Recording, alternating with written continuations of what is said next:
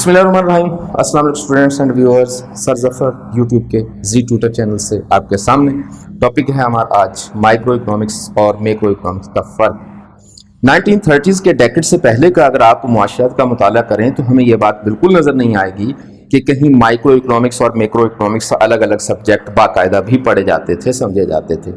ये 1930 के दहाई में एक बहुत बड़ा बहरान आया मुआशी तौर पर दुनिया में, जिसने इंसान को मजबूर कर दिया कि मैक्रो इकोनॉमिक्स और माइक्रो इकोनॉमिक्स को एक दूसरे से अलग कर दे।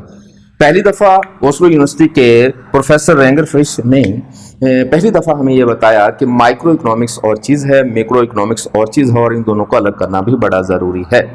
तो माइक्रो इकोनॉमिक्स और मैक्रो इकोनॉमिक्स का सबसे पहले तो हमें ये जायज़ा लेना है कि दोनों में डिफरेंसेस क्या है। बात की बातें इंशाअल्लाह ताला रज़ी हम बाद में देखेंगे।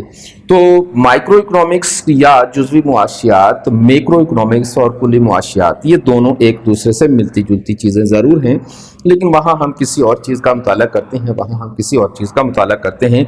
इनके दरमियान में जो बड़े बड़े डिफरेंसेस हैं उस पर हम आज बात करेंगे। सबसे पहला डिफरेंस, माइक्रो इकोनॉमिक्स से जब हम बात कर रहे होते हैं तो हम किसी चीज़ की, किसी मईशत की, किसी कंट्री की एक एक जुज़ का जायज़ा ले रहे होते हैं, एक एक छोटी छोटी यूनिट का, एक छोटी छोटी इकाई का जायज़ा ले रहे होते हैं। हम किसी भी छोटी सी छोटी बात को, किसी भी छोटी सी छोटी इकाई को हम ड्रॉप नहीं करते, वहाँ हम एक एक जुज़ का अलग अलग मुताला कर रहे होते हैं।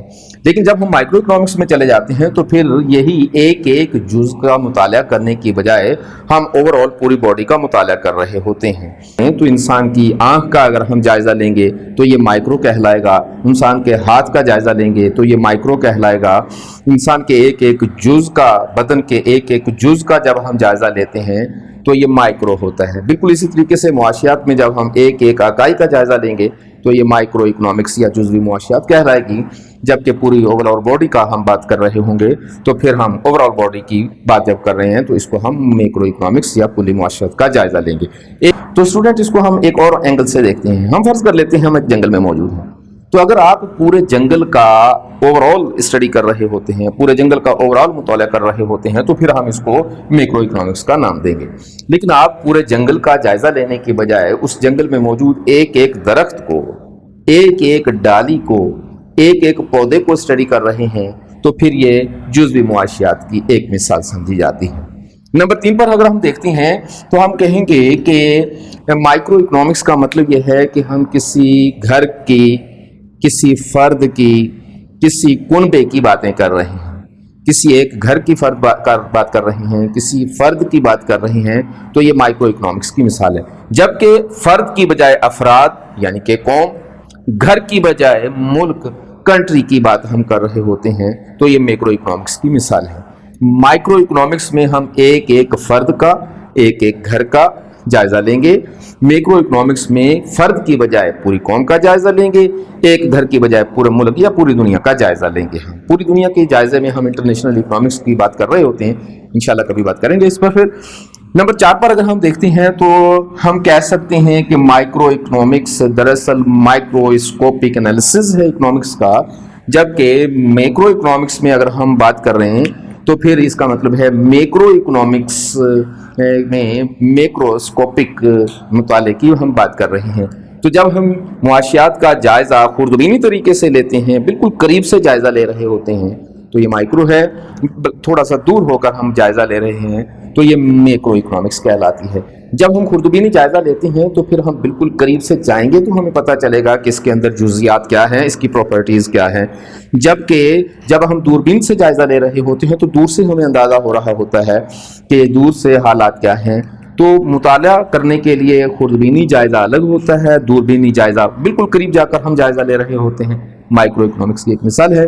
और हम दूर से खड़े होकर कौमों का जायज़ा ले रहे होते हैं, उनके अंदर जाने की बजाय दूर से खड़े होकर, किनारे पर खड़े होकर हम जायज़ा ले रहे हैं, तो ये दूरबीनी जायज़ा या मैक्रो इकोनॉमिक्स कहलाएगा। और आखिर पर हम देखेंगे कि जुज़वी मुआशियात का सबसे बड़ा जो एलिमेंट है जिसको हम पढ़ते हैं, जुज़वी मुआशियात में सबसे बड़ी चीज़ जिसको हम स्टडी कर रहे होते हैं वो प्राइस मैकेनिज़्म है। تو چونکہ جزوی معاشیات میں ہر جگہ پر ہم پرائس کی بات کر رہے ہیں، اگر ہم یوٹیلیٹی کی بات دیکھیں وہاں پرائس کا ذکر ہے، اگر ہم پیداوار کی بات کریں وہاں کاسٹ کی بات کر لیں، وہاں سپلائی کی بات کر لیتے ہیں، طلب کی بات کر لیتے ہیں، تو جس ٹاپک کو بھی مائکرو اکنامکس میں ہم پڑھتے ہیں اس کے کہیں نہ کہیں کسی نہ کسی صورت میں پرائسز کا ایلیمنٹ جڑا ہوا نظر آ رہا ہے۔